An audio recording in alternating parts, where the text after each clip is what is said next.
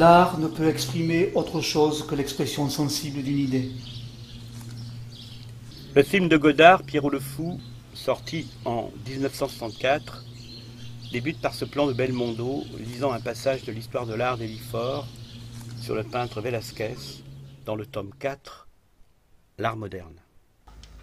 Velázquez est le peintre des soirs, de l'étendue et du silence. Même quand il peint en plein jour, même quand il peint dans une pièce close, même quand la guerre ou la chasse hurle autour de lui. Comme il ne sortait guère aux heures de la journée, où l'air est brûlant, où le soleil éteint tout, les peintres espagnols communiaient avec les soirées. C'est beau ça, hein, petite fille? La véritable passion d'Elifort, c'est l'exploration de toutes les formes d'art. Dès 1902, à 29 ans, il fait ses débuts de critique d'art au journal L'Aurore. 2 ans plus tard, Faure publie son premier ouvrage sur le peintre espagnol Velázquez, puis écrit des monographies d'artistes, des essais sur les philosophes, écrivains ou personnalités qu'il admire, dans un style inclassable, de savant et poétique, comme le qualifie son contemporain Georges Duhamel. Il publie 2 récits, un méditatif écrit en direct sur son expérience au front durant la Grande Guerre, La Sainte Face. Le second, Mon périple. Des impressions sur son voyage autour du monde, un seul roman, La Roue.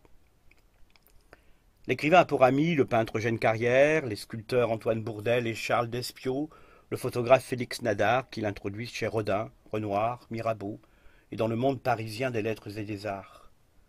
Elifort s'implique dans diverses universités populaires de Paris où il enseigne l'histoire de l'art.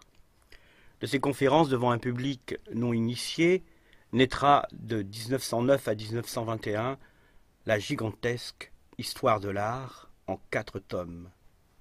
L'art antique, l'art médiéval, l'art renaissant et l'art moderne, qui s'achève en 1927 par l'ouvrage de synthèse L'esprit des formes. Régulièrement réédité, l'histoire de l'art est toujours une référence. En 2010, les éditions Barilla publient les 5 tomes en un seul volume de 1185 pages. L'art et l'homme sont un. Je vais écrire une épopée de l'art et de l'homme. C'est un travail totalement novateur en France, ce domaine étant réservé jusque-là aux historiens allemands. Les ouvrages sont abondamment illustrés. Elifort aborde cette tâche en autodidacte, s'appuyant sur son sens de la vue. C'est par les yeux et non les oreilles que la vie universelle m'atteint. Je suis un œil. Voir, tout est là. Il se nourrit des œuvres, les digère et les offre au papier.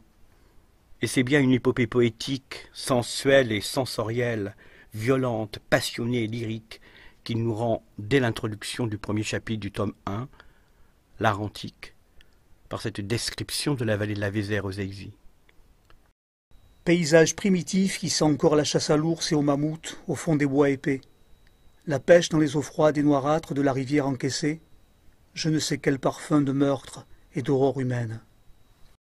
Elifort, esthéticien intuitif, est parmi les premiers à classer les œuvres ethniques relevant alors de l'ethnographie dans le domaine de l'art, tout comme il comprend et défend dans l'arrivée du cinéma la naissance d'un art nouveau. Or, le cinéma n'est ni la peinture, ni la sculpture, ni l'architecture, ni la danse, ni la musique, ni la littérature, ni le théâtre, ni la photographie. Il est le cinéma.